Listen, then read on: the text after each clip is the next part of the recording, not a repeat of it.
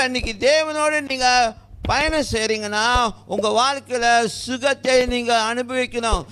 Is not a surprise. இன்னைக்கு கிறிஸ்தவ உலகத்தில் என்ன நடக்குதுன்னா, ஒரு ஹீலிங் நடந்துச்சுன்னா ஹல்லேலூயா, ஓ ஆண்டவர் செஞ்சுட்டாரலாம், ஓ எஸ். இல்லைங்க, என்னோட கேள்வி என்னன்னா, என்னுடைய கருத்து என்னன்னா, அது அன்றாட நடக்க வேண்டிய ஒரு காரியம். It's not a surprise, it's a daily experience.